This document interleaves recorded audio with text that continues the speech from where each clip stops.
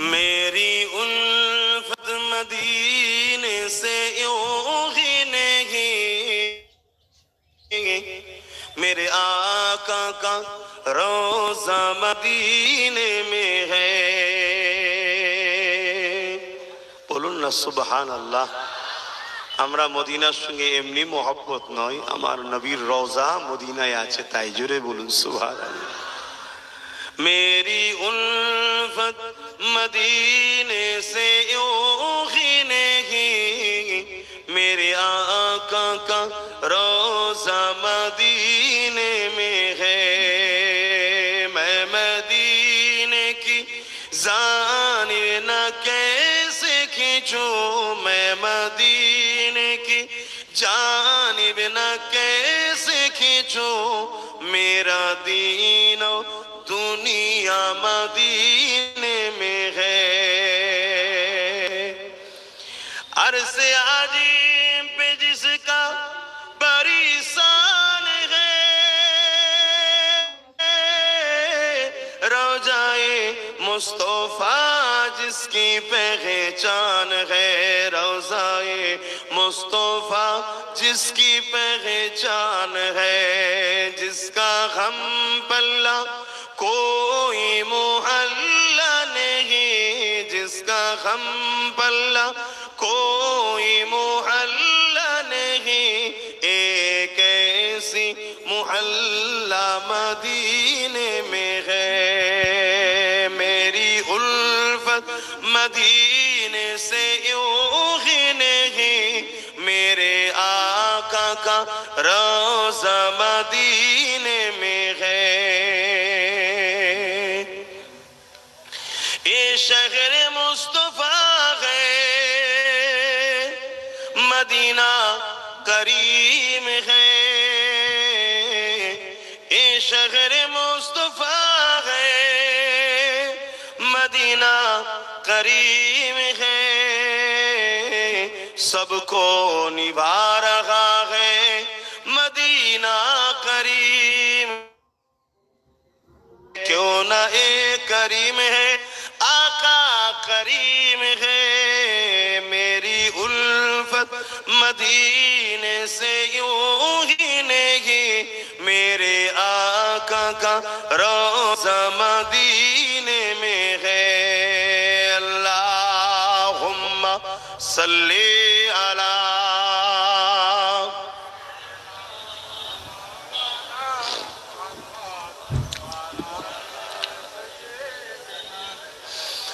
বাপেরা ভাইরা, সামনে তো আপনারা আছেন, মা বোনেরা পর্দার আড়ালে আছে, আপনাদেরকে জানতে চাইছি, আমি ওয়াজ-নসিহত করছি, আপনাদেরকে বাঁচাবার চেষ্টা করছি, এটা আপনারা মানেন? কারা বিশ্বাস করেন যে আব্বাস সিদ্দিকী আমাদের বাবাজি, আমাদের ভাই, আমাদেরকে বাঁচাবার চেষ্টা করছে? একটু বিশ্বাস যারা করেন হাত তুলে দেন। এ হাত সত্য তো? হাত না বান। তাহলে আমি আপনাকে বলে যাচ্ছি, প্রথম কথা, বাঁচতে যদি চান তওবা করুন, আল্লাহ নবীকে জানের থেকে বেশি ভালোবাসুন, নবীর সুন্নাতে জীবন গড়ুন। এক নম্বর কথা এটা। দ্বিতীয়, কেউ যদি অস্ত্র তরোয়াল নিয়ে লড়াই করতে আসে, তার কাছে খালি হাত লড়াই করা যায় না, লোহা না হলে লোহা কাটা যায় না। যে শক্তিতে তারা আমাদেরকে মিটাতে চাইছে, ওই শক্তি তৈরি করুন। কথা কিছু বুঝে আসছে? এটা হচ্ছে ওসিলা। এটা কি? ওসিলা। কিন্তু মূল যেটা আপনাকে আমি বলে গেলাম, একজন নবীর গোলাম হিসাবে আমার রসুলের হয়ে যান, আমার নবীর হয়ে যান, আমার নবীকে প্যার করেন। তবে মনে রাখবে, নবী পাকের রাস্তাটা চলা যখন শুরু হবে, হাজারো কষ্ট হবে। শুনছেন তো? কাঁটার ওপর দিয়ে চলতে হবে, হকের রাস্তা, রসুলের রাস্তায়। কিন্তু কিছুদিন যাবার পরে একটা দিন আসবে, যেদিন আপনাকে শান্তি আর শান্তি দেবে, সমাজে সব ফিতনা খতম হয়ে যাবে। জোরে বলুন সুবহানাল্লাহ। যেমন ভাঙরের মাদেরকে এই মঞ্চ থেকে বলে যাচ্ছি, আর একটা লড়াই যদি আপনারা কামিয়াবি হতে পারেন, সব শয়তান ঠান্ডা হয়ে যাবে, আর আপনাদেরকে দ্বিতীয়বার লড়াই করতে হবে না, জায়গা পরিষ্কার হয়ে যাবে। এটা কিন্তু বিরাট বড় লড়াই আপনাদের হবে। যে লড়াইটা এত বড় লড়াই, একদিকে ইসলাম বিদ্বেষী প্রকাশ্য জালিম সন্ত্রাসগুলো, আর একদিকে মুনাফিক মুসলমান আলেম উলামা সুরাতে একদল মানুষ তোমাদের বিরুদ্ধে থাকবে। এমনও দিন আসবে তোমাদেরকে শেষ করার জন্য নতুন নতুন মুসলিম সেজে দরদি ছোট ছোট লোক চলে আসবেন, নতুন নতুন দল চলে আসবে তোমাদের কাছে, যেমন করে তোমাদেরকে শেষ করার জন্য। তবে আমি নিজের বলে শুধু নাম করছি না, আমি এতটুকু বলতে পারি, এই কিছুদিন আগে বিহারে একটা ভোট হয়ে গেল না, জানেন তো নাকি? দেখছি সব ঘর ভাঙছে ভোটের পরে, আর তারা এইসব কাঁদছে, বলছে আমরা বুঝতে পারিনি, 10,000 টাকা নিয়ে আমরা হই হই করেছিলাম। সোশ্যাল মিডিয়া দেখবেন অনেক মেয়ে নাচছিল, এখন তারা কাঁদছে। কি হয়েছে? এই ফটোটাতে আপনি নাচতেন, এখানে কাঁদছেন কেন? बोलছে अरे यार 2000 रुपया दिए थे, हम तो मिছিল में चले गए, वोट भी डाल दिए, अभी वो लोग जीत के हमारा घर ही तोड़ रहे। বলছে আমরা বুঝতেই পারিনি 2000 টাকায় ভেসে গেছিলাম। শোনো ভাঙরের মানুষ, তোমাদেরকে উচ্ছেদ করার বহু দিনের একটা স্বপ্ন আছে জালিমদের, কথা মাথায় ঢুকছে, অনেক দিক দিয়ে চাইছে, কিন্তু আল্লাহ তোমাদেরকে হেফাজত করেছে। কারো ওসিলায় আল্লাহ তোমাদেরকে হেফাজত মূল কে করেছে? আপনাদের অসুবিধা হচ্ছে আমার কথায়, আমি আপনাদেরকে বাঁচাতে চাইছি। আল্লাহ বাঁচাবেন, কিন্তু ওসিলা তো হওয়া দরকার নাকি? ওসিলা। বাবেরা, নজওয়ানেরা, তরুণেরা, এ নবী পাকের প্রেমিকেরা, আসেন যদি কথা বলছিলাম, আমার নবী পাকের হয়ে যান, আমার নবী পাককে পেয়ার করে, তবে নবী পাকের রাস্তা যখন আপনি চলবেন, ওই চলাটা কাঁটার উপর দিয়ে শুরু হবে, কিন্তু কিছুদিন যাবার পর আল্লাহ পাক যখন পরীক্ষা নিয়ে নেবে আপনাকে আল্লাহ সাহায্যের পরে শুরু করবে, দুনিয়ার কোন শক্তি আর আপনাকে মিটাতে পারবে না। আল্লাহ আপনাকে কামিয়াবি তখন দিয়ে দেবে, যেমন সাহাবা হুজুরকে আল্লাহ পাক পরীক্ষা নিয়েছে। এই নওজোয়ান তরুণেরা, আল্লাহ নবী সাহাবা হুজুরদের উপরে আল্লাহ পাক কেমন ভাবে পরীক্ষা নিয়েছে, আর সাহাবা হুজুর নবীর উপরে আল্লাহর উপরে কত প্রেম ছিল দেখে। এমন সময় নবী আমার বলে দিলেন, কে আছো বাবা? ইসলামের দুশমনেরা গোপনে গোপনে তারা সংগঠিত হচ্ছে আমাদের উপরে হামলা করবে বলে। এ ভাঙরের মানুষ, এ আমার বাংলার মুসলমান, ভারতের মুসলমান, শুধু রেখে দাও, শুধু রেখে দাও, আজও তোমাদের পিছনে ভেতরে ভেতরে বহুত পরিকল্পনা চলছে, তোমাদেরকে মিটিয়ে দেওয়ার জন্য হাজারো ষড়যন্ত্র চলছে। এই নওজওয়ানেরা আল্লাহ নবী সাহাবাদেরকে বললে, কে আছো বাবা? মাল দাও বাবা। সাহাবা হুজুরদের যা যা ছিল আল্লাহ নবীর কদমে এসে দিতে লেগেছে। ওই সময়তে একটা মহিলা চলে এলো আল্লাহ নবীর দরবারে এসে, মন দিয়ে শোনেন, কোলে একটা বাচ্চাকে নিয়ে নবী দরবারে এসেছে। আল্লাহ নবীকে সালাম দিলে, নবী পাক সালামের জবাবটা দিয়ে দিলে। ওই মহিলাকে আল্লাহ নবী বলতে লাগলেন, মা কিছু বলবেন নাকি?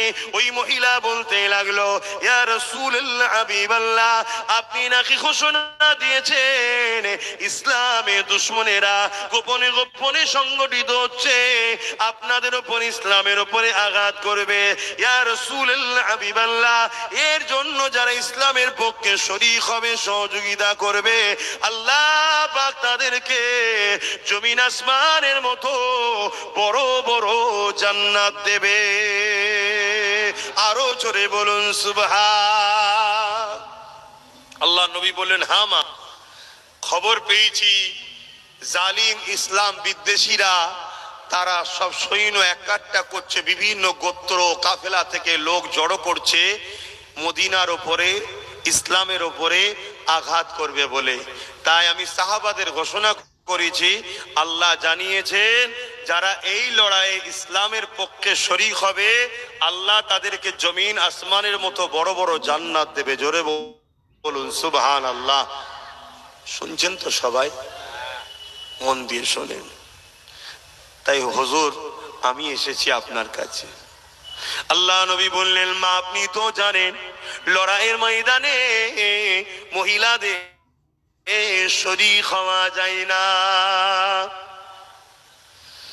এ নওজওয়ানেরা, ওই মহিলা চোখ ভরা পানি নিয়ে বলে, ইয়া রাসূলুল্লাহ, হাবিবাল্লাহ, আল্লাহ আমার স্বামী ইন্তেকাল হয়ে গেছে, এই একটা সন্তান আমার কোলে রয়েছে, এই সন্তানকে নিয়ে আমি মা দুনিয়াদারি করতে লেগেছে, এই সন্তানকে নিয়ে আমি বেঁচে আছি। এ যুবক, তুমি আমি কি করলাম একবার ভাবে। সামান্য লড়াই করে যদি হাঁপিয়ে যাও তাহলে কি করে আখিরাত কামিয়াবি হবে? এ বড় পরীক্ষার জায়গা দুনিয়া, এখানে তোমাকে পিছিয়ে গেলে হবে না, এখানে তোমাকে হাঁপালে চলবে না, এখানে তোমাকে কোনো জালিমের রক্ত চক্ষুকে দেখে ঘাবড়ালে হবে না। ভয় একমাত্র করবেন আল্লাহকে, আর জীবনে কোনোদিন অন্যায়ের পক্ষে সাথ দেবেন না, এটা তোমাকে মাথার মধ্যে রাখতে হবে। এ যুবকেরা, তরুণেরা, ওই মহিলা বলতে লাগলেন, ইয়া রাসূলুল্লাহ, আমার স্বামী যদি থাকতো তিনি আপনার পক্ষে দাঁড়িয়ে যেত, স্বামী হারা হয়ে গেছে, আমি জানি মহিলাদের লড়াইয়ের ময়দানে যেতে নাই, তবে ইয়া রাসূলুল্লাহ, হাবিবাল্লাহ, আমি আমার এই বাচ্চাটাকে ইসলামের জন্য আপনার কদমে দিতে চাই। আল্লাহ নবী বললেন, মারে এই বাচ্চা নিয়ে আমি কি করব? লড়াইয়ের ময়দানে এই বাচ্চা নিয়ে আমি কি করব? ওই সময় মহিলা বলেছে, ইয়া রাসূলুল্লাহ, হাবিবাল্লাহ, আমি জানি এই বাচ্চা লড়াইয়ের ময়দানে লড়াই করতে পারবে না, এই বাচ্চা লড়াইয়ের ময়দানে তরোয়াল তীর তুলতেও পারবে না, এই বাচ্চা লড়াইয়ের ময়দানে কোনো উপকারে আসবে না, কিন্তু ইয়া রাসূলুল্লাহ, হাবিবাল্লাহ, ওই লড়াইয়ের ময়দানে ঢালেরও তো প্রয়োজন হয়, জালিমরা তীর মারবে, ঢাল দিয়ে রুখবে। ইয়া রাসূলুল্লাহ, হাবিবাল্লাহ, আমার সাহাবা ভাইদের কাছে অনেক ঢাল কম পড়ে যেতে পারে। ইয়া রাসূলুল্লাহ, হাবিবাল্লাহ, যখন আমার সাহাবা ভাইদের দিকে বা আপনার দিকে যখন তীর নিক্ষেপ করতে যাবে, ইয়া রাসূলুল্লাহ, হাবিবাল্লাহ, আমি মা চাই এই বাচ্চাটাকে আপনি ঢাল হিসাবে ব্যবহার করবে। আরো জোরে বলুন সুবহান। ভাবছেন আমি কি বলছি? শুনছেন তো? অনেক কষ্টের বিনিময়ে ইসলাম এসেছে, তিল তিল তিল করে ভারতের বুকে ইসলাম এসেছে। এই ভারতের বুকে অনেক কষ্ট করে মসজিদগুলো তৈরি করা হয়েছে, এই ভারতের বুকে অনেক কষ্ট করে মাদ্রাসা হয়েছে, এই ভারতের বুকে অনেক কষ্ট করে কবরস্থান, ঈদগাহ, খানকা হয়েছে। কখনো গভর্নমেন্টের টাকায়, সরকারি টাকাতে আমরা ধর্ম করিনি, মসজিদ বানাইনি, মাদ্রাসা বানাইনি, কবরস্থান বানাইনি। আজকে যেমন আমরা দেখছি ওই গভর্নমেন্ট এক ধর্মস্থান তৈরি করছে, তো এই গভর্নমেন্ট আরেক ধর্মস্থান করছে, একটা কম্পিটিশন চলছে, আমার তোমার ট্যাক্সের টাকায় তারা তাদের ধর্মীয় ফুটানি দেখিয়ে বেড়াচ্ছে।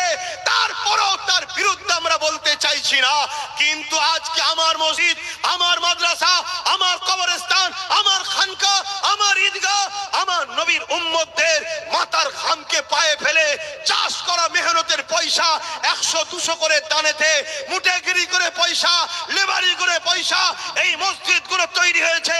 আজকে এই মসজিদকে মিটিয়ে দিতে চাইবে এ ভারতের মুসলমান। তুমি আমি যদি জানের মায়া করি, তুমি আমি যদি এর সংগ্রাম রুখার জন্য না করি, মনে রেখে দিও আল্লাহর আযাব থেকে তুমি আমি বাঁচতে পারবো না। এটা আল্লাহর পক্ষ থেকে পরীক্ষা শুরু হয়েছে। কেন্দ্রের জালিম সরকার সে প্রকাশ্য মসজিদ মাদ্রাসার দুশ্মনী করেছে, সেটাকে আমরা চিনতে পেরেছি, কিন্তু আমার রাজ্যের বিশ্বাসঘাতক, এই বেঈমান বিশ্বাসঘাতক সরকার যে বলেছিল আমি থাকতে কিছু হতে দেব না, সেও আজকে বিশ্বাসঘাতকতা করে আমার মসজিদ মাদ্রাসাকে আজকে ধ্বংসের মুখে ঠেলে দিয়েছে। এ মুসলিম জাতি, এ আমার কওমের ছেলেরা, এই অন্যায়কারীদের বিরুদ্ধে তোমাকে আমাকে রুখে দাঁড়াতে হবে। এটা ইমানি দায়িত্ব আমার আছে বলা, তোমাকে তোমাদের ইমানি দায়িত্ব আছে না নাই? আওয়াজ দিয়ে বলো, আছে না নাই? তুমি মনে করছো আমার চাকরি হবে, আমার গাড়ি হবে, আমার বাড়ি হবে? ওপেন বলে যাচ্ছি, একদিকে মসজিদের দুশ্মন রয়েছে, আর একদিকে মসজিদের পক্ষে মামলাকারী মসজিদকে বাঁচাবার জন্য রয়েছে। এই জায়গায় যদি কোনো মুসলমান দাবিদার মসজিদের দুশ্মনের হাতকে শক্ত করতে চায়, ও কোনোদিন হালালি সন্তান হতে পারে না। কথা বুঝে আসছে না? নাই, অন্য কিছু হতে পারে, হালালি সন্তান হতে পারে না যদি মুসলমান দাবি করে। ওপেন বলে যাচ্ছি,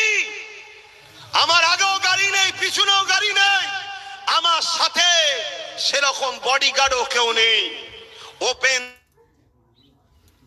তারপরও বলে যাচ্ছি, একদিকে মসজিদের দুশ্মনরা, মাদ্রাসার দুশ্মনরা, কবরস্থানের দুশ্মনরা, খানকার দুশ্মনরা, যেটা ইসলামের পেহচান, তারা একদিকে দাঁড়িয়ে আছে প্রকাশ্য হোক, আর আমার রাজ্যের সিএম বিশ্বাসঘাতকের মতো হোক একদিকে দাঁড়িয়ে আছে, আর একদিকে দাঁড়িয়ে আছে যারা মসজিদকে বাঁচাবার জন্য সুপ্রিম কোর্টে মামলা পর্যন্ত করেছে, এখনো চলছে, একদিকে দাঁড়িয়ে আছে। তুমি মুসলমানের বেটা, তুমি মুসলমানের আওলাদ, একজন মুসলিম ধর্মের স্কলার হিসেবে, প্রচারক হিসেবে তোমাকে জানতে চাইছি, এই দুইয়ের মধ্যে তুমি যদি মুসলিম দাবি করো, মাদ্রাসা মসজিদকে মিটানোকারীদের পক্ষে তুমি সাথ দাও, জেনে রেখে দিও, তুমি মুসলিম ঘরে জন্ম নিতে পারো, তোমার ব্লাডটা কোনোদিন হালালি কারণে, এটা তোমার প্রমাণ তার দিচ্ছে। এত বড় সাহস এদের হয় কি করে? এরা ক্ষমতার জোরে আজকে কি করছে দেখেছেন। আর মুসলিম এলাকাগুলোই অর্থ দিয়ে, পয়সা দিয়ে কিছু গুন্ডা তৈরি করে রেখেছে, ওই গুন্ডাগুলো এই ইসলাম বিদ্বেষীদের হয়ে কাজ করছে। শুনছেন তো নাকি? কোথায় মুসলমানের বাড়ি গেঁজা রেখে দিচ্ছে, কোথায় মুসলমানকে মিথ্যা কেস দিচ্ছে, কোথায় মুসলমানকে পিটছে, কোথায় মুসলমানকে মারছে। কেন? ওদের ওপর থেকে এই ইসলাম বিদ্বেষী, বিশ্বাসঘাতক, প্রকাশ্য দুশ্মন যারা, তারা কি করছে? এদেরকে ওপর থেকে অর্থ দিচ্ছে, সহযোগিতা করছে, সমস্ত কিছু দিচ্ছে, আর বলছে তুই যদি ফেসে যাস চিন্তার কোনো কারণ নেই। কেন? আমার হাতে পুলিশের ক্ষমতা, একটা ফোন করবো তোকে ছেড়ে দেবো। মুসলমানকে মুসলমানকে একর কেন? মুসলমান যেন ক্ষমতা দখল করতে না পারে। যদি ক্ষমতা দখল করে ফেলে তাহলে মসজিদ ভাঙতে গেলে আমাদেরকেই সাইজ করে দেবে। তাহলে বলো, এই জায়গায় দাঁড়িয়ে থেকে মসজিদ মাদ্রাসা বাঁচানোর দায়িত্ব আমাদের আছে না? না। আরে আমি একজন ধর্মগুরু তো ইসলামেরই, তা আমি যদি মসজিদ বাঁচাবার কথা না বলি, মাদ্রাসা বাঁচাবার না কথা বলি, তাহলে আমি কিসের ধর্মগুরু? কথা শুনছেন না শোনেননি? আমি তো কোন রাজনীতির সভাতে আসিনি যে মানুষের শিক্ষা, রুজি রুটি, কারবারলে কথা বলবো। ওটাও বলা দরকার, মানবতার ক্ষেত্রে বলতে পারি, কিন্তু আমার তো এসেছি ধর্ম মাহফিলে। তাহলে আজকে আমার ধর্মকে কেন্দ্র সরকার প্রকাশ্য রাজ ক্ষমতা দিয়ে মিটাতে চাইছে না চাইনে। আর আজকে রাজ শাসক যাকে মুসলমানরা বিশ্বাস করে সাথ দিল, এই বিশ্বাসঘাতক, এই গাদ্দারও সেই কেন্দ্র সরকারের সাথ দিয়েছে না দেয়নি? আওয়াজ দিয়ে বলুন, দিয়েছে না দেয়নি? তাহলে আব্বাস সিদ্দিকী এ কথা বললে দেখা যাবে আবার একদল মৌলী সাহেব আমার বিরুদ্ধে বলেছে। কেন? আমাকে সমাজের কাছে ছোট করতে হবে। তাহলে ওই মৌলী সাহেব গুলো এদের ভাড়াটিয়া, হ্যাঁ কি না? এক কথা মাথায় ঢুকছে? এখন তোমাদের সামনে বিরাট বড় পরীক্ষা শুরু হয়ে গেছে। তোমাদের সামনে পরীক্ষা, একদিকে প্রকাশ্য দুশ্মন, যদিও বা প্রকাশ্য দুশ্মনের সঙ্গে লড়াই করার জন্য একটা ছদ্মবেশী মুনাফেকের সাথ দিচ্ছিল, সেও আজকে ঘুমটা তুলে দেখিয়ে দিয়েছে আমি কত বড় শয়তান, দেখ। শুনছেন তো নাকি? সেও সাথ দিয়েছে। এবার কি করবেন? আমার এই কথাগুলো দিয়ে দেখবেন তোমার এলাকার কিছু মুনাফেক মুসলমান আবার কালকে হয়তো কাটিং করবে, করে অ্যাকশন দেবে। শুনছেন? আমি চ্যালেঞ্জ বলে যাচ্ছি, ওদের যদি সন্দেহ হয় ঘরে গিয়ে পরীক্ষা করে নেবে, জিজ্ঞেস করে নেবে, ওদের শরীরে হালাল রক্ত নেই। ওদের শরীরে হালাল রক্ত নেই। কেন? হালাল রক্ত কখনো মসজিদের বিরুদ্ধে যেতে পারে না। হয়তো সে হালকা বয়সে নামাজ কাজা করছে, গান শুনছে, কিন্তু তা বলে খোদার ঘরের দুশ্মনদের সঙ্গে সাথ দিতে? জোরে বলে। কত কষ্ট করে এই মসজিদ গুলো তৈরি করা হয়েছে, কত কষ্ট করে লোকের কাছে বাবা 100 টাকা দে, বাবা 5 টাকা দে, কে 10 টাকা দিয়েছে, কে 20 টাকা দিয়েছে, হাজার হাজার বছর ধরে তিল তিল করে এগুলোকে তৈরি করা হয়েছে। আজকে সেইগুলোকে মিটিয়ে দিবার প্ল্যান চলছে, আর আমাদের কোনো হুঁশ নাই। আমাদের শুধু প্ল্যান চলছে, একে কি করে ঠেকাতে হবে, ওকে কি করে বাঁচাতে হবে, ওকে কি করে এই করতে হবে। এই লে উম্মতে মুহাম্মাদি পেরেশান। মনে রেখে দিও, তোমাকে যদি আল্লাহ তোমার উপরে আযাব পাঠায়, তুমি সে আযাব থেকে কি করে বাঁচবে? কথা বলো। অতএব তুমি আল্লাহর পক্ষে, তার প্রমাণ তোমাকে দিতে হবে। শুনছেন তো নাকি? আল্লাহর পক্ষে তোমাকে সেই প্রমাণ দিতে হবে। আমার কথায় আপনাদের অসুবিধা হচ্ছে? অনেকে বলে যে আমার কথাই নাকি অনেকের অসুবিধা হয়। আমার কথায়, এবং কারো নাকি ক্ষতিও হয়ে যাচ্ছে আমার কথাতে। শুনছেন তো নাকি? অনেকে বলে যে ওর কথাতে ওর ক্ষতি হয়ে যাচ্ছে। আরে আমি প্রকাশ্য বলে যাচ্ছি, যদি ইসলামের জন্য ওকে কুরবানি করতেও রাজি আছি, কিন্তু ইসলামকে কুরবানি হতে দিতে রাজি নয়। ইসলামের জন্য যদি আমাকেও কুরবানি হতে হয়, আমি কুরবানি হাত তুলে সাক্ষী দিচ্ছি আল্লাহ রাজি আছি, কিন্তু ইসলামের কুরবানি হতে দেওয়া যাবে না। কেন? অনেক কষ্টের বিনিময়ে সমাজের নারীর অধিকার পেয়েছে, এই সমাজে মানুষ ইনসাফ পেয়েছে, এই সমাজের মানুষ ইনসানিয়াত পেয়েছে, এই সমাজের মানুষ মহান স্রষ্টাকে পেয়েছে। অনেক কষ্টের বিনিময়ে এই সমাজে ইসলাম প্রতিষ্ঠিত হয়েছে। আজকে সেই ইসলামকে কেউ মিটিয়ে দিতে চাইবে, আর আমরাই তাদের বিরোধী না করে তাদের হয়েই গুণ গাইব, তাদের ঝান্ডা ধরেই ঘুরবো, তাদের হয়েই লড়াই করব। তাদের বিরোধী কেউ করলে তার বিরুদ্ধে আমরা বলবো, তুমি মুসলিম ঘরে জন্ম নিতে পারো, তুমি হালালি নয়। মনে রেখে দিও, কোরআন তার প্রমাণ দিচ্ছে। শুনছেন তো নাকি? আল্লাহ নবীর বিরুদ্ধে অলিদ বিন মুগীরা, নাম কি? অলিদ বিন মুগীরা আমার নবীকে খুব কষ্ট দিত। শুনছেন তো নাকি? আমার নবীকে খুব আঘাত দিত, নবীকে ছোট বড় কথা, কোরআনের কথা প্রমাণ দিয়েছি, খুব ছোট বড় কথা বলতো। আমার নবী বড় দুঃখ পেতেন। আমার আল্লাহ একদিন আমার নবীকে যে ওহী পাঠালেন, পাঠিয়ে বলছেন, হাবিব, অলিদ বিন মুগীরার কথাতে আপনি কষ্ট পেয়েছেন। অলিদ বিন মুগীরার 10টা বৈশিষ্ট্য আমার আল্লাহ বলেছে, 10টা বৈশিষ্ট্য। তার মধ্যে শেষ বৈশিষ্ট্য মুগীরা লুৎফায়ে হারাম, অবৈধ সন্তান। শুনছেন তো নাকি? কে বলেছে? জোরে বলেন, কে বলছে? আরো জোরে বলেন, কে? আল্লাহ বলছে। আপনার আল্লাহর কথায় কারো ডাউট আছে নাকি? ডাউট আছে?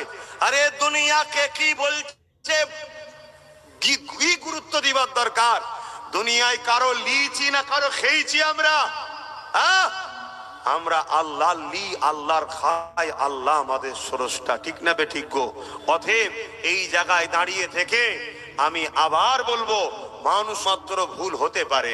আমায় বিশ্বাস করেছিলে, এনাকে বিশ্বাস করেছিলে, ওনাকে বিশ্বাস করেছিলে, আলাদা বিষয়। দুনিয়াদারি স্বার্থে কারোর সঙ্গে ব্যবসা করেছো, চলো জায়েজ তো। হিন্দু হোক, আদিবাসী হোক, সাঁওতাল হোক, বাগদি হোক, যেই হোক, মানুষ মানুষের সঙ্গে মিশবে। এই ইসলামে নিষেধ আছে নাকি? হিন্দুর সঙ্গে ব্যবসা, খ্রিস্টানের সঙ্গে ব্যবসা, লেনদেন, একে অপরের বিনিময় ইসলামে নিষেধ নাই। কিন্তু ততদিন পর্যন্ত চলবে যতদিন আপনার ওই সহপাঠী বিজনেসম্যান হোক, রাজনীতির নেতা হোক, যখন ইসলামের বিরুদ্ধে চলে যাবে তাকে আর সহযোগিতা সাপোর্ট করা। জোরে বলে। বিগত দিন কেউ বলেছিল মাদ্রাসায় জঙ্গি তৈরি হয়, তার কথাতে আমরা তাকে শিক্ষা দিয়েছি না দিইনি? আওয়াজ দিয়ে বলুন, দিয়েছি না দিইনি? হ্যাঁ, সে অন্যায় করেছে, অন্যায়ের খিসারত ভোগ করছে, তাকে আমরা কিন্তু দিয়েছি শাস্তি। তাহলে আজকে কেউ যদি পুরো মাদ্রাসাকে মিটিয়ে দিতে চায়, আমরা মুসলমান, তার বিরুদ্ধে আমাদেরকে শিক্ষা দিবা দরকার আছে না নাই? এটা তোমাদের দায়িত্ব, এটা তোমাদের কাজ। যদি না করি আমাদের ঈমান থাকবে না। আজকে আমি একটা কথা বলেছিলাম যে কেন্দ্র সরকারকে ভোট দিলে ঈমান থাকবে না, রাজ্য সরকারকেও ভোট দিলে ঈমান থাকবে না। শুনেছেন তো আপনারা? একটু হ্যাঁ কি না বলুন না। শুনেছেন তো নাকি? এই কথা নিয়ে অনেকে আবার কেটে কুটে টোল করছে। আমার কথায় আপনাদের অসুবিধা হচ্ছে? এই কথা নিয়ে অনেকে কেটেছে, কেটে আবার কোনো একটা, আচ্ছা এই বিষয়টা গতদিন এক জায়গায় এসেছিলাম, বলবো মনে করেছিলাম, সময় হলো না। আজকে একটু খুলে বলবো অ্যাকচুয়ালি ব্যাপারটা কি বলেছিলাম। কারা কারা শুনতে চাইছেন একটু হাত তুলে সাক্ষী দেন। হ্যাঁ, সত্য তো নাকি? শুনতে চাইছেন তো? হাত নামান। বিষয়টা একটু জানা দরকার। কেন? কিছু গাদ্দার আছে, গাদ্দার মুসলমানদের মধ্যে মুনাফেক আছে কিছু। মনে রাখবেন, গাছ না হলে গাছকে কাটতে পারে না। আমার কওমের মধ্যে গাদ্দার আছে বলেই আমাদের আজকে এই দুর্দশা হচ্ছে। যারাই বাবরিকে বিক্রি করেছে তারাই কিন্তু ওয়াকাফকে বিক্রি করলো। কোটি কোটি টাকাতে বিক্রি হয়েছে। এত সহজ নয়। কিন্তু তোমার আমার মতো নিচে তলার মানুষ কি খেয়াল রাখবে? দিদি বলেন, আমরাই বা কি করব? কি করব তোমার জানার দরকার নেই তো। কম সময় এতটুকু প্রমাণ দেবো যে আল্লাহ তোমার নবীর মাদ্রাসা, তোমার ঘর, মসজিদের দুশ্মন যারা, তাদের সাথে আমরা নেই। বাস এইটুকু প্রমাণ দিতে পারবো না, বাস ওইটাই যথেষ্ট। বাকি কি ফল হবে না হবে সেটা তো আল্লাহ জানে। এই আলোচনা করছিলাম। আলোচনা করতে গিয়ে আমি বললাম যে আল্লাহ রসুল বলেছেন অন্যায় দেখলে হাত দিয়ে রোকো। মুসলিম শরীফের হাদিস। অন্যায় দেখলে একটু আওয়াজ দেন না, সাথ দেন, হাত দিয়ে রোকো। আর যদি হাত দিয়ে রুখার ক্ষমতা না থাকে মুখ দিয়ে প্রতিবাদ করো। যদি মুখও প্রতিবাদ করার ক্ষমতা না থাকে তাহলে অন্তর থেকে ঘৃণা করে বলো বলো দূরে সরে যাও। শুনছেন তো? রসুল বললেন অন্তর থেকে ঘৃণা করে দূরে সরে যাও। এইটা বলে রসুল বলছেন যারা অন্যায় দেখে অন্তর থেকে ঘৃণা করে দূরে সরে যায় তাদেরও ঈমান আছে, কিন্তু বড় দুর্বল। কি বললেন? বড় দুর্বল। তাহলে নম্বর ওয়ান ঈমান কি? অন্যায় দেখেছে, হাত দিয়ে রুখেছে। নম্বর দ্বিতীয় ঈমানের স্তর কি? অন্যায় দেখেছে, হাত দিয়ে রুকার ক্ষমতা নেই, মুখ দিয়ে প্রতিবাদ করেছে। 3 নম্বর ও শেষ, যার পরে আর ঈমানের স্তর নেই, সেটা হলো কি? অন্যায় দেখেছে, হাত দিয়ে প্রতিবাদও করতে রুখতে পারেনি, মুখ দিয়ে প্রতিবাদও করতে পারেনি, অন্তর থেকে ঘৃণা করে বলুন বলুন দূরে সরে গেছে। এরও ঈমান আছে কিন্তু দুর্বল। এই কথাটা বলে আমি জিজ্ঞেস করেছিলাম আমার ভালোবাসার মানুষদের ঘরে, জিজ্ঞেস করার অধিকার আছে না নাই? আমি আমার ভালোবাসার বাপ মা ভাই বোনেদের ঘরে বাঁচাবার চেষ্টা করতে পারি না? পারি না? হ্যাঁ, আল্লাহ কোরআনে বলেছেন কু আনফুসাকুম ওয়া আহলিকুম নারা, নিজে বাঁচো, নিজের আহালকে বাঁচাবার চেষ্টা করো জাহান্নাম থেকে। তাই যারা আমাকে ভালোবাসে তাদের উদ্দেশ্য তো বুঝাতে হবে। তাই আমি জিজ্ঞেস করেছিলাম ভাইদের উদ্দেশ্যে, বলো কেন্দ্র সরকার রাজ ক্ষমতা দিয়ে, সংখ্যাগরিষ্ঠতা দিয়ে আজকে ওয়াকাফ কালা কানুন 2025 বানিয়ে মসজিদ, মাদ্রাসা, কবরস্থান, ঈদগাহকে শেষ করে দিতে চাইছে, এটা ন্যায় না অন্যায়? আমি সবার মুখে শুনতে চাইছি। অন্যায়। রসুল কি বলেন? অন্যায় দেখলে হাত দিয়ে রোখো। তাই আমি বললাম